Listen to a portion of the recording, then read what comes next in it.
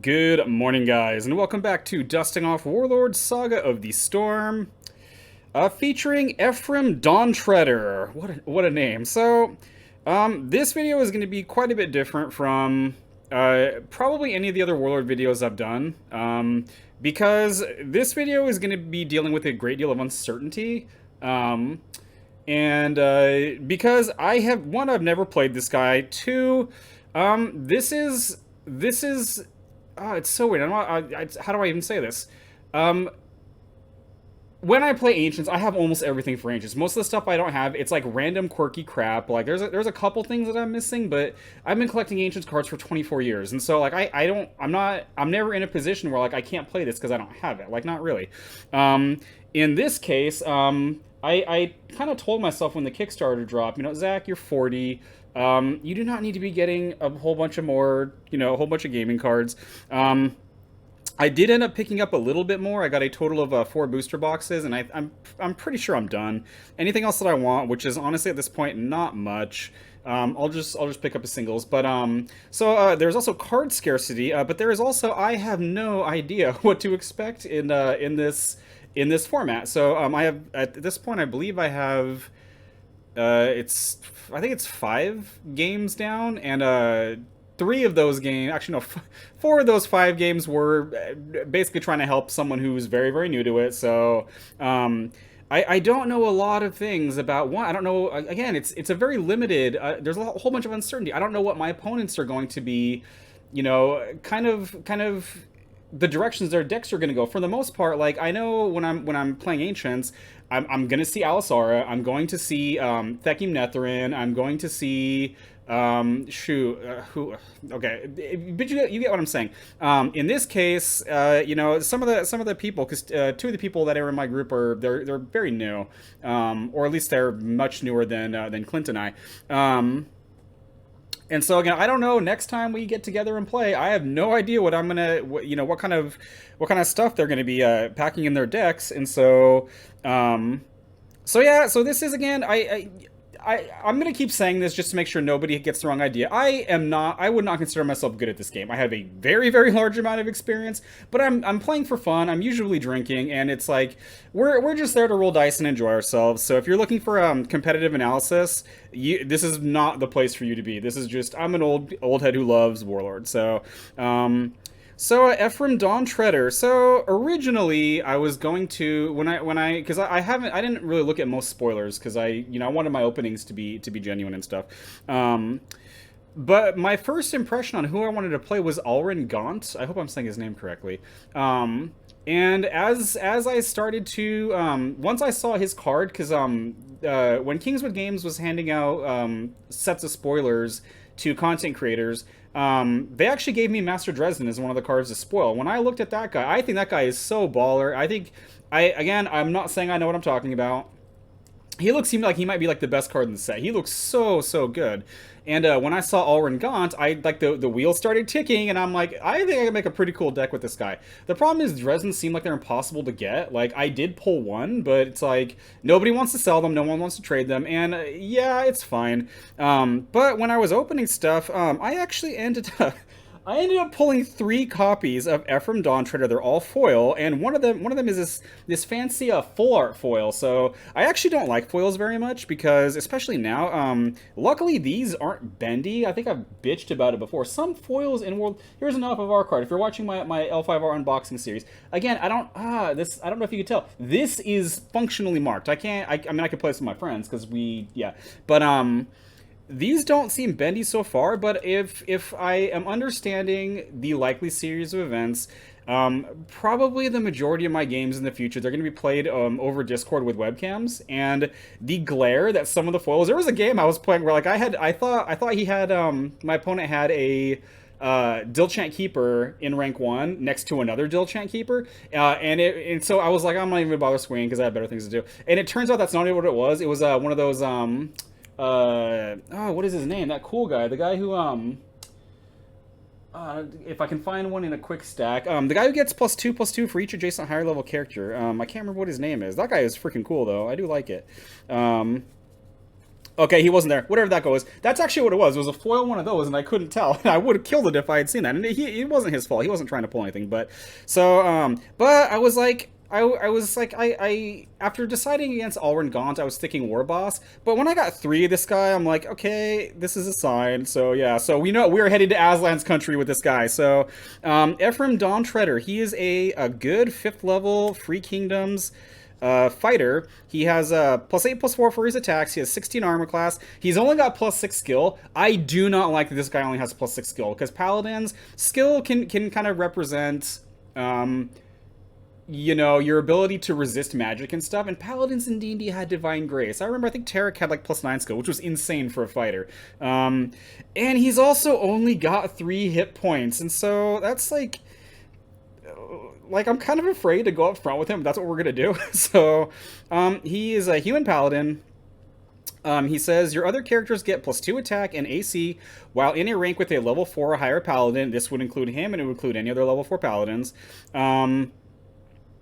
If I'm understanding this correctly, when it says your other, I believe other means characters that are not this guy. I could be wrong, and some of the cards in this set, I mean, I feel kind of bad because someone was asking, I can't remember what he was asking a question about. He has a question about some card, and I'm like, this card seems like it is extremely obvious. Like, I cannot understand how you can misinterpret what this card is saying. But when I'm reading this, I'm like, I'm pretty sure this is saying characters that are not Efrim Dawntreader that are in a rank with a level 4 higher paladin, meaning I think your other level 4 paladins will always get that bonus because they're always in a rank with themselves. I don't know, though. And then he has this order, banish target level 1 Free Kingdoms character from your discard pile. Your target character journeys. There was a lot, actually. Like, this guy, I think, is way more in-depth than I first thought when I looked at him. Like, my first impressions. So the biggest thing that stands out to me is his buffing ability does not only apply to freaks. It works on mercenaries. If you were playing non-mercenary, non-freaks, for reasons I cannot explain, they would get that bonus too. And I think it's very atypical. Most things like this only work on faction stuff. His order requires you to banish a freak, but you can move non-freak characters with this. And I'm just like, it's pretty interesting.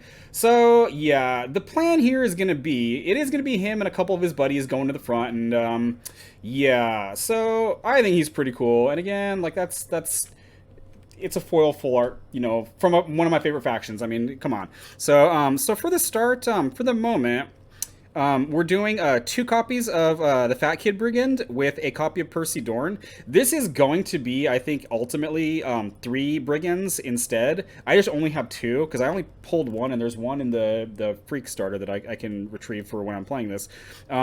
And this is in here. The Brigands, they can, I think, stall decently, but they can shoot into rank 2, and their bodies, I mean, you have to have level 1 characters in your start. Percy Dorn is largely doing the same thing. His armor class is better, and he doesn't stun himself to shoot. I don't really expect him to survive for the stunning part to matter, but it is what it is. Oh, and then in rank 2, Aslan, I'm sorry.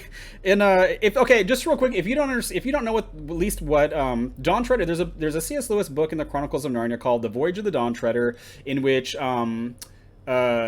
Lucy and Edmund Pevensey go back to Narnia, and they accidentally bring their cousin Useless along with them, and they meet up with an older Prince Caspian, and he is aboard a ship called the Dawntreader, and basically they have a mission. They're going to try to go find some guys that basically fled Narnia when Caspian's father was alive, but they also have this idea, and I'm not trying to make this episode about Narnia, but they basically float the idea of, because Aslan, they have to go to the east to do this, to the uttermost east. And Aslan has always appeared from the east, and it is hypothesized that Aslan's country, where he's from, is across the ocean to the east. And so they float this idea of going there and meeting, and I believe they'd say greeting Aslan in his own country. I don't know. I don't think that was meant to be like blasphemous, but it kind of reminded me of the Tower of Babel. I don't know. Or Babylon. I think it's Tower of Babel, whatever. So if I keep making Narnia references, that's why. So I could not help but think about that with this. But unfortunately, even though we're headed to Aslan's country, I did not want to include this character. Heresy Huntress. She's a 2nd level evil cleric. The evil part is why I don't want her in the deck, because I want this to be, I want it all to be on the up and up. She has magic resistance +6. I guess it's kind of. She's only in here because she's a cleric. That's the only reason I'm playing her. And as far as I can tell, she's the only level 2 freak cleric in this set. Now, as soon as the next set comes out, I hope there's another one and I could replace her. But I really want a cleric to start and play. And then a copy of Ardent Griffin.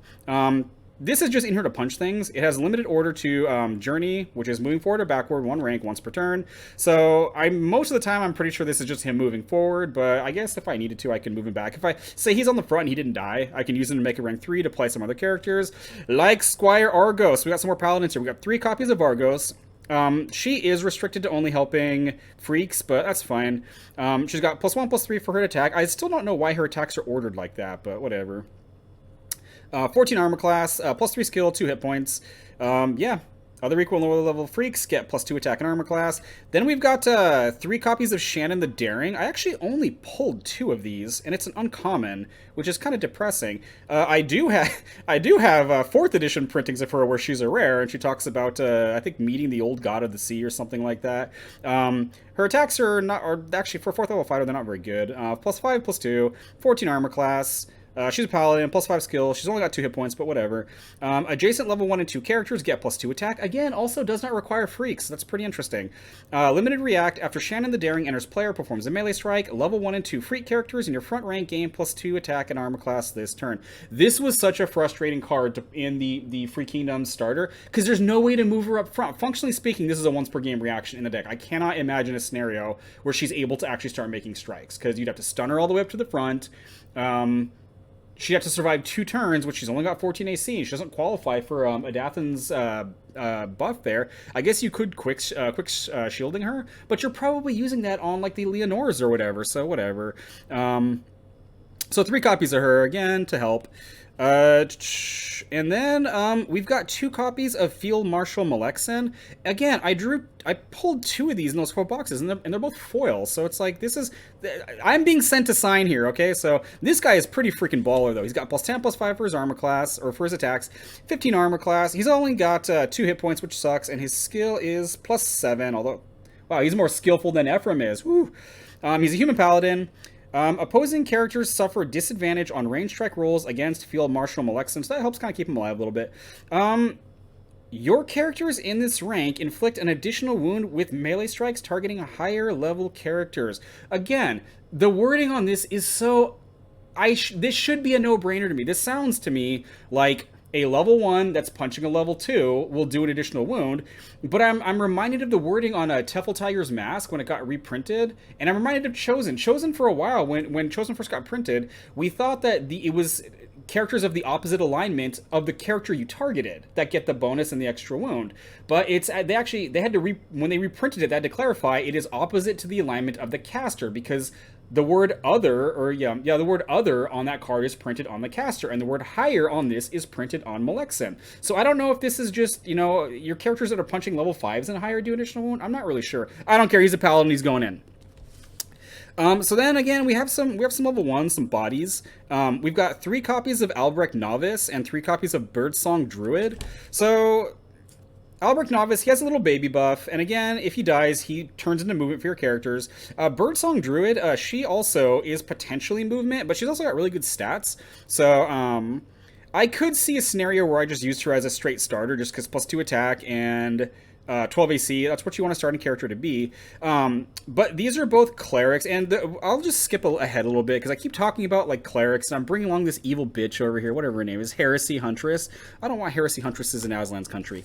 But the reason why is because, again, I don't know how dangerous the front line is going to be. I'm assuming it's not safe when your base AC is 16, your base skill is 6, and you've only got 3 hit points. But we are going to be running 3 copies of Sacrifice, and all of those characters that I just named can all use Sacrifice. So that's really why, again, these could probably be something else. And I'll get to some of the alternatives, but I really want that extra layer of, hopefully, protection to keep me alive. I don't know if it will keep me alive, and again, I haven't ever played this, so I have no idea, how well it's going to do. I have no idea what my opponents are going to be bringing, so... And then just for some final beaters, we got 3 copies of Huggins and 2 copies of Isadrin Kennelmaster. The Huggins is fairly straightforward. He's got 3 of everything. 3 swings, 13 armor class, 3 hit points, 3 skill. He is level 3. This guy is this guy might make it into my Albrecht deck, my threes deck, because he's like the epitome of that. The thing is, he doesn't move people or anything. I'd have to go back and relook at what I have in there. But like the Asadrin Kennelmaster, very odd. It's a level 2 character. It can't equip items, but this can be moved by Efrim, and it gets buffed by Efrim. So I'm going to try it out. I think that's kind of interesting. I can easily see myself dropping this if it doesn't quite work out, but whatever. So that is the character base. Yeah, I got plenty of paladins. There's only what is this? 4 other characters? No, 5 other characters. I think there's 3. I think there's going to be 3 Shannons when I dig up the other ones. But I think that's more than enough because again, Ephraim's going in the front, so it might be redundant to have some of those characters. I don't care. We're doing it. It's gonna be fun. I'm excited to smite things. Again, it is really depressing that none of these paladins can cast spells. I mean, the sacrifice wouldn't really matter for Efrim because I don't think I want him taking wounds because he's probably not going to be safe on the front. But so then we've got 1 copy of Lights of Revealing Sword. I only pulled 1 of these, and I might consider running more than 1. But there's only really 1 weapon in here that I don't even want to say I'm desperate to get it, but that I would be really excited to get. So it's a 3rd level wizard fighter spell action. Order, reveal the top 10 cards of your deck, put a weapon revealed this way into your hand, then shuffle. This is very, very similar to, oh, I cannot believe I forgot the name of that card. It's from 4th edition. I think it's Faith and Steel, I think is what it's called, where you name something, you look at the top 10 cards, I think it's top 5 and top 10 if you're a paladin, and grab a card of that, or an item of that type. This only affects weapons, so, but you don't have to be a paladin to use this, or to look at 10.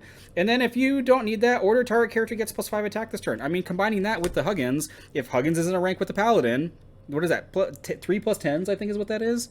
I mean, that seems, nothing wrong with that. And he's got 3 hit points, so he might survive, you know, someone trying to take him out before he can spend to attack. So then we've got 3 copies of Final Farewell. I love this card. This is one of my favorite cards in the entire set. So it's a fighter cleric action. It's necrotic. Death react. Perform a +2 melee strike that inflicts an additional wound. With all the buffing going on around, oh my gosh, excuse me. As you can tell, I'm excited. With all the buffing going on, it's possible this is going to be significantly higher than +2, especially because your level 2 characters can play this. I really think the only one that would qualify for all the buffs would be the Kennelmaster and the because the Griffin's a rogue, right? No, it's a fighter. Why is it a scout? Why is there a fighter scout here? What is going on? So I guess the Ardent Griffin could play this too and benefit from Efrim and the Shannon and the Argos all at once. So that might be kind of fun. That might suck if that happens to you. So plus, again, the flavor text is so... I love everything about this card. It's the last thing I'll ever do. May as well have some fun with it. Oh, that's awesome. So, and again, we got 3 copies of Sacrifice. We also have 3 copies of I Have Your Back, which is better and worse than Sacrifice. Sacrifice, you only have to play it if you take wounds, but it's only moving 1. I Have Your Back, you know, you have to do it when they target you, but this takes the entire strike away, so potentially if it's something that's like unpleasant, like some dude with some asshole weapon and they have like power attack, and yeah, I Have Your Back and shunt that off to somebody else, which is pretty nice. I don't think... Oh no, I guess the Percy's. I guess that could be an argument to keeping the Percy Dorns in, although I think the Brigand is probably overall going to be better. I don't know. Again, I don't know what this deck is going to do. I am excited to play it. And then rounding it out, we have 3 copies of Prime Positioning. This is a tactics action. It is a roll order. Really, all I care about is that this is moving me. If it gives me better benefits, I mean, the +5 attack, that is a big spike in attack, especially for something like the Higgins. You roll a d20, 1 through 9, you move forward 1 rank. 10 through 19, you move forward 1 rank and get +5 attack. Nat 20, this character gets +5 attack, move forward and perform what is functionally a +20 melee strike. So, yeah, that's pretty cool. And then we have some steeds here too. Actually, I should have done this in a different order. So, I've got 2 copies of Warhorse, 2 copies of Riding Horse, and 2 copies of Meredith Mare. I want to say between these 6 steeds, the 3 prime positionings, and Ephraim's order, I want to say it's not going to be a problem to get these guys to the front. It might be, and it's entirely possible. I may need to change some things up a little bit. But again, Ephraim's ability not being once per turn, I want to say that I don't think it's going to be an issue, but I haven't even shuffled this. I haven't even sleeved this yet, except for the shiny stuff. I want to say this is going to be enough. Warhorse, classic. Actually, Warhorse and Riding Horse are both around for the entire game.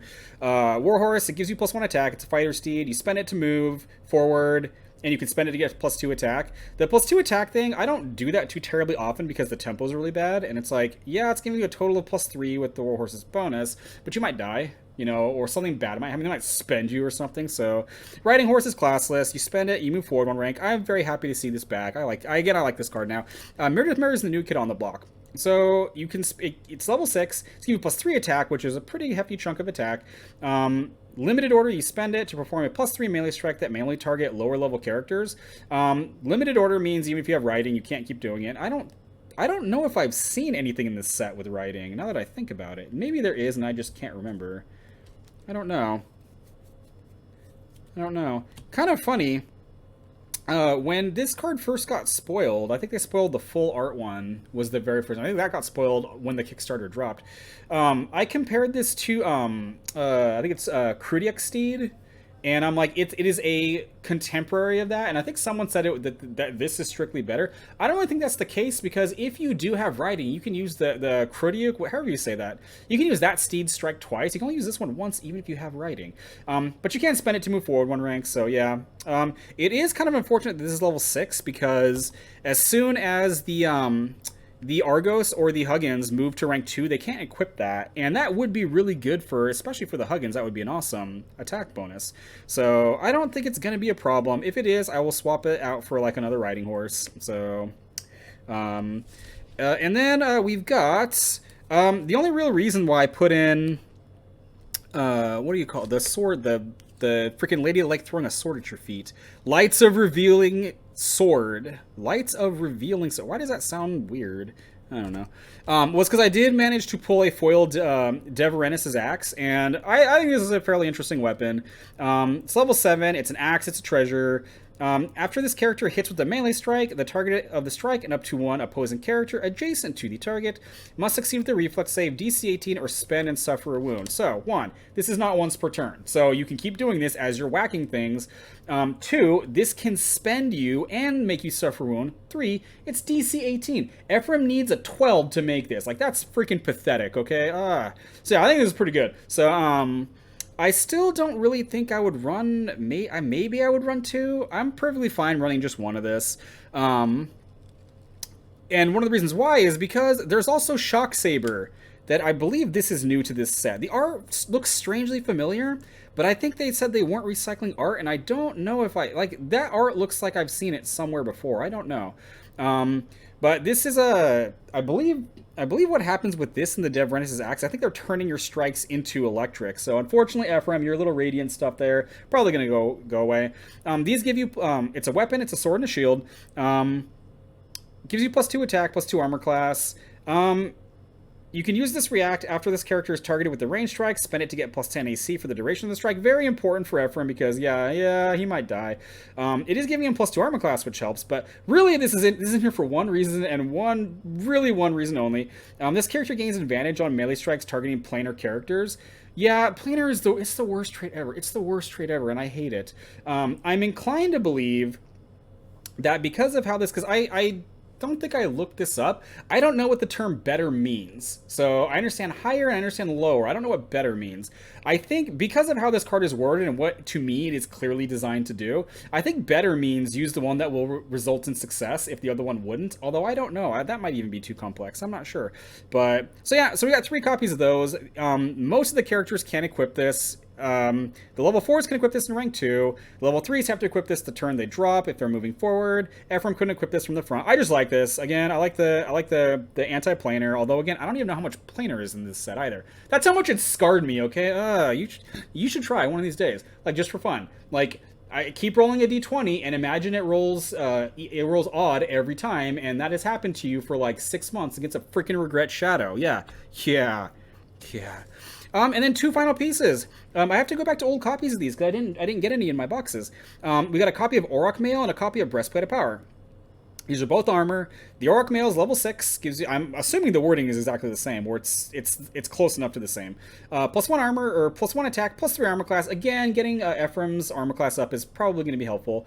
It's unique. If this character is a paladin or cleric, other characters in the same rank with the same alignment get +1 attack and +3 armor class. So basically, it kind of tacks the Orc Mail on all of them. So that should give everyone a fairly decent buff to their survivability. And then Breastplate of Power is very similar. It's slightly higher level, so Efrim unfortunately cannot equip this in rank 1. This is unique now too. There was a time, guys, where this was not unique.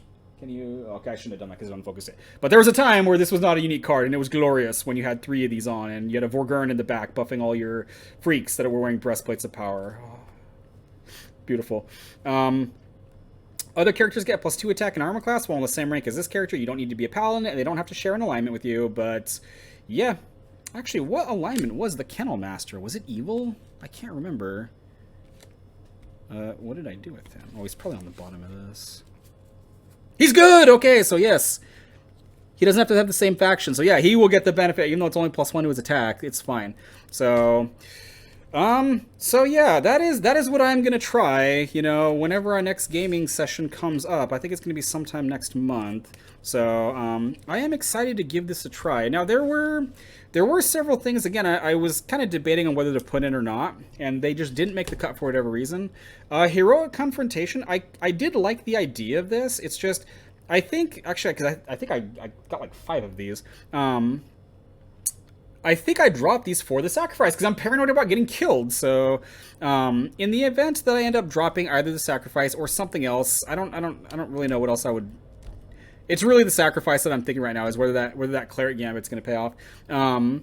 I was thinking some combination of crush, leveled, and meat at the end. I do like crush because this. Again, I don't know what to expect in this. I don't know what to expect from my friends. But if Sarah in the mirror match, if this knocks off, you know, the Auroch Mail, that would be awesome if this knocks off an Auroch Mail. So, leveled and meat at the end. It's kind of sad that these didn't make it into the deck because these are 2 of my favorite cards. These are so iconic. They've been around since the beginning. It's such a D&D feel with these cards. Leveled, it just gives you a level, which is +3 attack, +3 armor class, +2 skill, +1 level. And they even made, I think these are handy. Oh, no, they're not. Oh, yes, no, they are.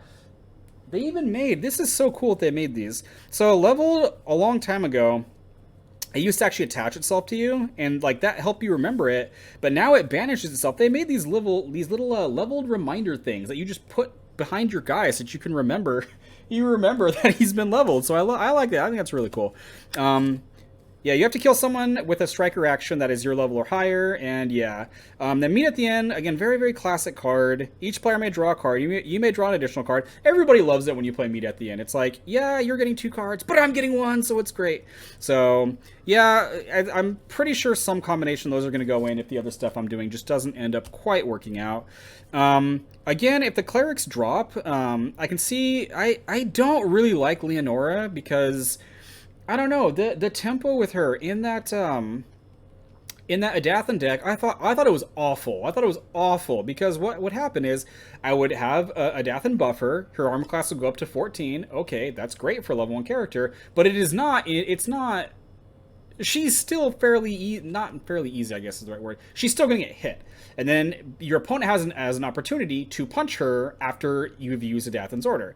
Then, if you want the most value, she uses her own ability to get, an extra strike. It gives them another opportunity to punch her. So I really don't like that. Yeah, but she is level 1, and she will find a way into your discard pile, because people don't want her punching twice, especially if she's getting all these buffs from things. So, there's also Keen-Eared Sentry, which I think is kind of interesting. It's got stealth. It is a rogue, so this wouldn't be able to play I Have Your Back, but, that's fine. And then again, I could see Percy Dorn, either being added in place of those other guys, because I like shooting into rank 2. I especially like that with those Fat Kid Brigands. I don't really know in this set what is going to kill them before, with how they work. I don't know if there's anything in this set that's level 1 that does an extra wound to one-shot them. Meaning, you punch one, and it just stuns to shoot you. And it's like, you can punch it again, but it's already stunned. And the other ones, they'll have time to take their shots. So, I don't know. See, now, I really would include Sanguine Corn, because I think this would actually work really well in here. It can, once per turn, it can move forward, so it goes from rank 4 to rank 3. It can't equip items, but that's fine. Efrim can use his ability twice, and it's on the front. The problem is, this is an evil freaking bastard, and we're not bringing him on the Dawntreader, okay? Same thing with Blitzer. I think Blitzer would be really good, too. I mean, he can't equip items. He's got that 3rd hit point. He does extra wounds. And again, he benefits from Efrim. That's 2 plus 8 and 18 armor class. But I am not bringing this to Aslan's country, so you're off the boat, okay? Now, normally I don't really like medical kit most of the time. My experience has been, and I could be wrong, this is a scenario is why I don't think most of the time. I think this is fine. If you're playing, say you're playing a cleric in the back, and you're playing things like Scourge of Dithanis, you're playing Sacrifice to try to help keep your guys alive, this makes sense there because you're in the back. On the front, whenever I try to play this on frontliners, most of the time all it feels like is it slightly delays the inevitable. And again, he needs to roll a 9 to make that. That's not very good. So, but because he is so fragile, and I'm thinking possibly this with Bruntor's helm to just like try to have him not die. I don't know. This I am very, very heavily considering. I'm not even considering Blitzer and the Sanguine Corn. Yeah, that's freaking, yeah, that would taint the ship, and that's not going to happen. And then the other two, Vanguard's Presence. I think this is kind of cool. The reason this is really not in here right now is because it's level 8, so I'd have to draw this on turn 1, because Ephraim's going to the front. Like, that's his destination. And I don't want to play multiples of these because they're unique, and I don't think I have any way of tossing these. Gives you Charisma. He needs a 14. That's not very good. But spend Order. Spend Vanguard's Presence. Ready target lower level non-stun character. You ready a Huggins with this? I mean, that sounds like a good time there. Ephraim's attacks are definitely not bad, but I mean, I think Huggins even just in the same rank as Dawntreader, you know, that's 3 plus 5s, which is arguably better than a plus 8 and a plus 4. So yeah, I don't think missing out on his strikes is too big of a deal. You could, in theory, throw this on the other paladins, but yeah. And the last one was Rock Arm. Rock Arm is just a 5th level item. It's Fighter and Cleric, and before that, it gives you +1 attack, which is it's better that it has it than it doesn't have it. Just react before this character performs a melee strike. Spend Rock Arm. The strike inflicts an additional wound. That can be really, really nice. I just don't know what I'd drop for this, and I don't know if this is something to be afraid of or not, because I haven't played enough of this. But I don't know if I should be afraid of being encumbered, because I'm probably going to have a steed. I'm probably going to have a weapon, and you know, 2 characters are going to have armor, so I don't know. I don't know if I should. I don't know if that's something to be worried about or not, but definitely considering it, because doing extra wounds can be pretty freaking awesome. I don't think I have anything else to say about this extreme theory crafting I'm doing here. I am really excited to play this guy, because this looks like it's going to be a lot of fun. I don't know if it will be, but you know, gaming with my buddies, it doesn't matter what I play. The games are usually a good time. I am not sure I'm going to do another video like this, because I try to make these kind of informative. I'm trying to explain my thought process. Again, I'm not saying I'm a good player. I've been building decks for 24 years, 25 years, however long it's been. Actually, no, it's 2026. 26 years. Oh, man. I am very, very curious to make a War Boss as call deck. This is, I think, probably what I would have made if I didn't get that Dawntreader, if I didn't get the sign, if you were to play Dawntreader, because this guy seems like a blast to play. The other one I'm also very interested in doing. This is a very, very silly thought process to have, but I'm really, really curious. This is, I believe, the first set where we outside of Zartok. I think Zartok might be the only. I'm rocking my brain here. He might be the only uncommon warlord in the game. That might be a bold statement. I could be completely wrong. He's the only one that comes to mind now, but everyone seems to be broke these days. I understand that, but I love Warlord, and I am wondering what kind of a deck can I make using one of these uncommon warlords and nothing but commons and uncommons. I don't know. I understand that a card's rarity doesn't determine whether it's good or not, but this Wasan Wolf Spirit, I am very, very fascinated by this guy as the leader of a deck like that. I want to say they're called poor man's decks. I don't know. And so I'm potentially, after I've digested a little bit more of the format, considering just doing a similar video of making a deck for him. And yeah, very, very heavily, I guess I'm not just restricting myself from rares now. I'm restricting myself from is it legendaries? I think they're called legendaries. Whatever.